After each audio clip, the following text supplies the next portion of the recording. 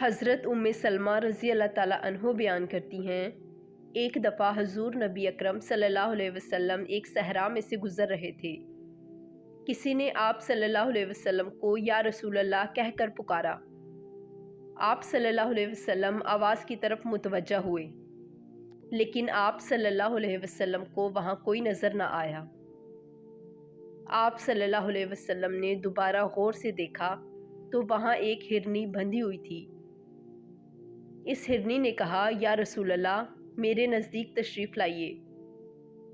پس آپ صلی اللہ علیہ وسلم اس کے قریب ہوئے اور اس سے پوچھا، تمہاری کیا حاجت ہے؟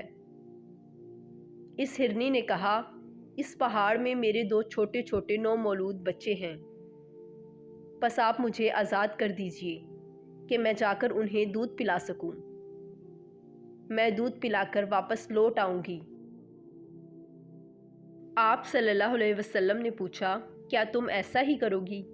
ہرنی نے کہا، آقا، آپ سے وعدہ کروں اور واپس نہ آؤں، یہ ہو نہیں سکتا۔ ایک حدیث میں آتا ہے کہ وہ کہتی ہے کہ آقا، اگر میں ایسا نہ کروں تو اللہ تعالیٰ مجھے سخت عذاب دے۔ بس آقا کریم صلی اللہ علیہ وسلم وہاں ہرنی کے مالک کے پاس بیٹھ کر انتظار کرتے ہیں، کیونکہ میرے آقا رحمت ہیں، اس ہرنی کے لیے بھی اور اس کے مالک کے لیے بھی رحمت ہے۔ ہرن واپس لوٹ آتی ہے۔ آقا کریم نے فرمایا، اس نے وعدہ کیا تھا، وعدہ وفا کیا، یہ واپس آ گئی ہے۔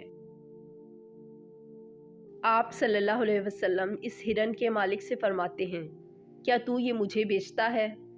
اس نے کہا، یا رسول اللہ صلی اللہ علیہ وسلم، میرے آقا، یہ ہرن آپ کی ہے، آپ لے جائیں۔ پھر آپ صلی اللہ علیہ وسلم نے اس ہرن کو آزاد کر دیا۔